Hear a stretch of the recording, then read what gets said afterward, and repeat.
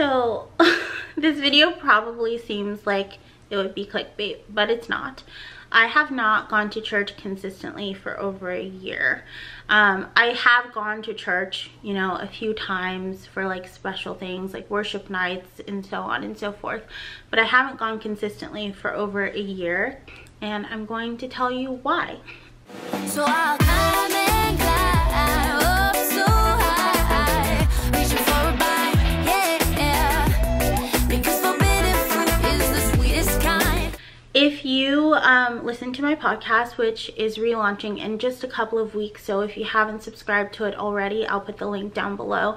I had briefly talked about some issues that I had had with churches recently. So I'm going to talk about those issues first, and then the issues that happened in my specific churches that kind of turned me off of the whole idea of going to church altogether. Basically, I freelance for a few churches in the area. I'm not able to sing at some churches just because of my social media presence and the fact that I am not modest. I consider myself modest. I don't consider swimwear immodest at all, because that's what you wear when you're swimming. I'm not wearing a bikini to the store, and how someone dresses isn't indicative of if they're a follower of Christ or not. I understand what the Bible says about modesty, but I'm gonna digress there. But anyhow, I do sing background vocals, and some people in one of the churches that I do vocals for had some issue about the name of my podcast, which is the Garden of Eden podcast, and they felt like I was likening myself to God, which is dumb because that's my name.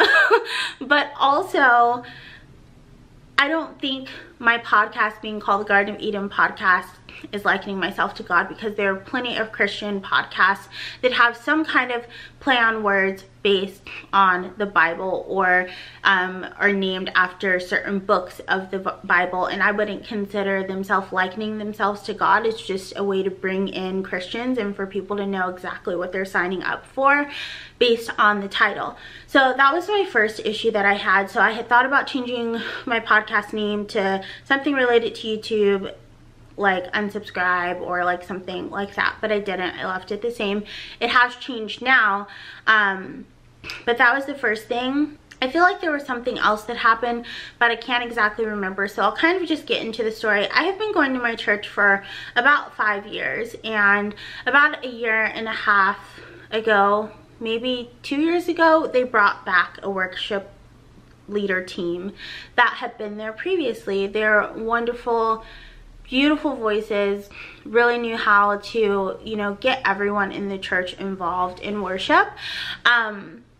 But part of the worship team, the husband in the worship team, he would always get upset with the staff that was working Ableton. Ableton Live is the system that churches use to project screens so that in lyrics, so that you can sing along to songs. There's a couple other ones, but Ableton's the most one. So he'd get upset with the people that ran Ableton if they were a little behind on the lyrics that were going up, or if a mic battery died or something. Most of the time, it's out of the person's control. Ableton, even though it's widely used across churches, it's a little bit glitchy. And especially if worship leaders are mixing their songs in a specific way that's not the way that it's originally composed, it's hard for Ableton to switch back and forth. So he'd get visibly mad on stage, and I don't know if other people were picking up on it. They had to have. He'd get visibly mad at them and like give them looks, and I remember one time I think he even threw his hat down. It was kind of like really unattractive, because at that point it's like, you're not singing for God anymore. You're worried about what your performance is gonna sound like. And the moment this stops being about God and it starts being about you, the performer, not interested. So it really just rubbed me the wrong way, not only because he was upset, you're allowed to have emotions, but one, you're on stage, suck it up and hide that shit. And then two, these people that are working, camera people, people that run Ableton, people that run the sound booth, they're volunteers. Worship leaders, for the most part, like if you're part of the staff, you get paid. A lot of the worship leaders are volunteer, but him and his wife specifically were on staff, you're getting paid. But everyone that's working with you is not getting paid. Like, so for you to have such an attitude with these people that are volunteering their time for God really upset me. And then there's another time when his wife's battery pack died and her mic wasn't working, and he had to give her his mic, and he was like red in the face, mad on stage, and it just completely turned me off. He eventually got a bit of a reality check because he had some issues with his vocal cords and he wasn't able to sing for like 8 months while he was getting that figured out, and I totally sympathize with him on that. I've had an embolized vocal cord before, and I know how earth-shattering it is when you feel like your one gift from God is taken away. And I did feel like he had a huge attitude adjustment after that, but just the experience of seeing all of that happen, not good. Not to mention, when I was younger, my uncle was a pastor, or he still is a pastor. He has a church here in Texas, and some really shady stuff went on at that church, which is why my mom and I had stopped going to church for close to 10 years until I started attending church again, you know, 5 or 6 years ago.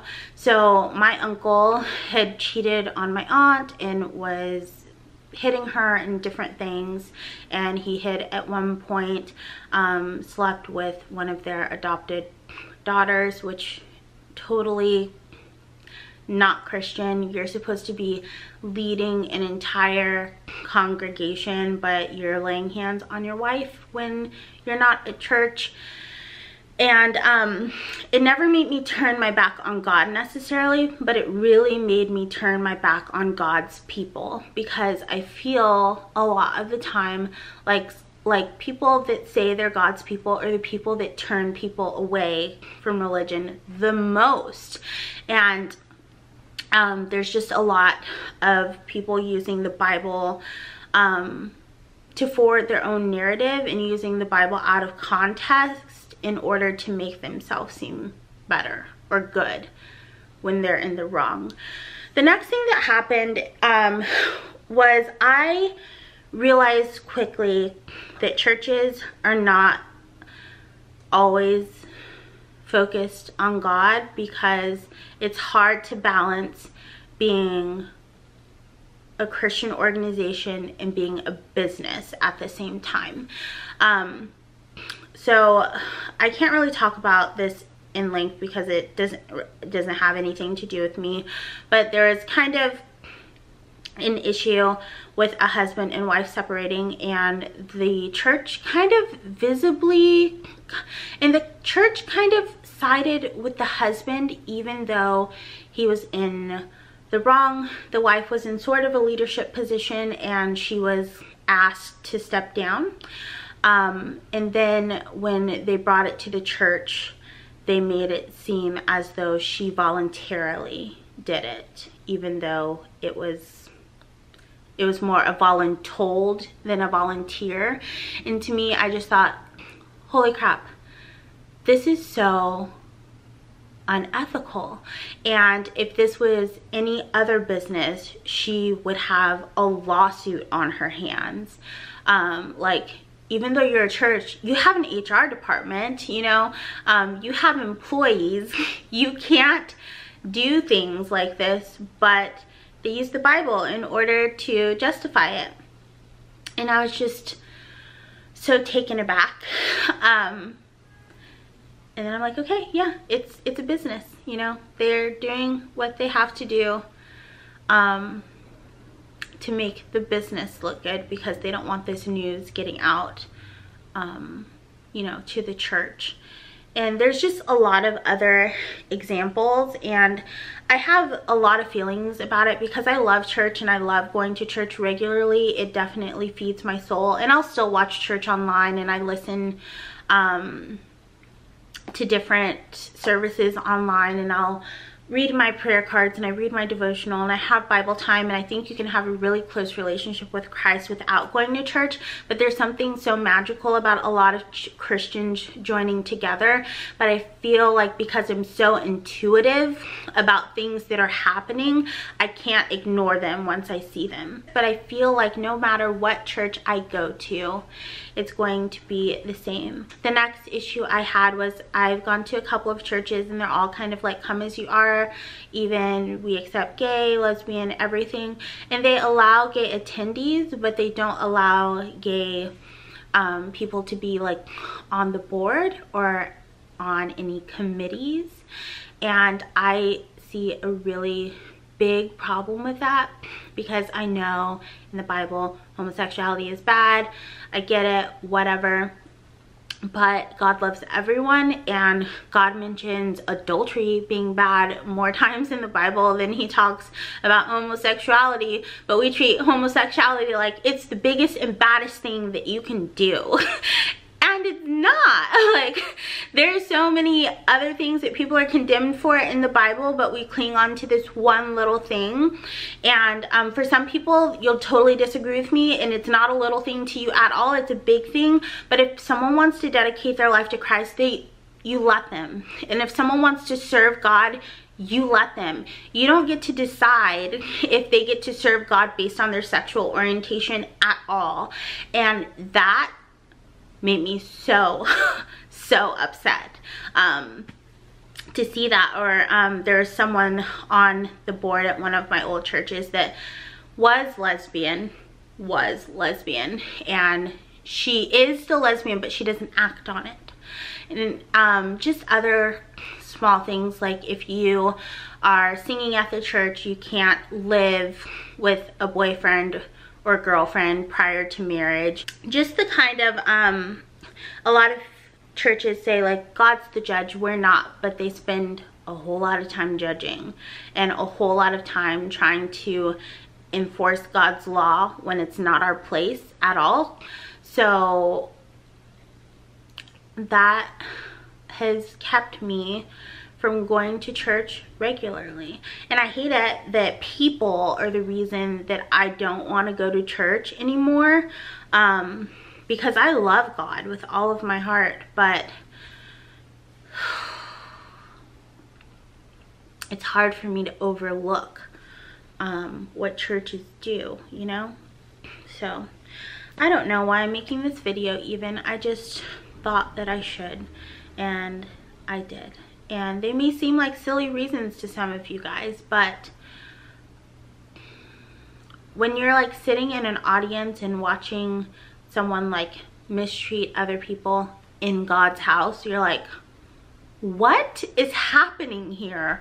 Or when you see someone that wants to love God so much and the church is telling him, no, you can't serve with us. Or when you see a wife lose her job because they're afraid of backlash, you're just confused. So confused. So that's all I have to say. I want to thank you guys so much for watching this pointless video. I'm so sorry, my camera got full and I need everything on it, so I can't delete anything. But I want to thank you guys so much for watching, and until next time, remember to keep an open mind, keep an open heart, practice unconditional compassion, but don't take shit from anyone. I love you guys endlessly. I hope you love yourselves even more. I'll talk really soon. Bye.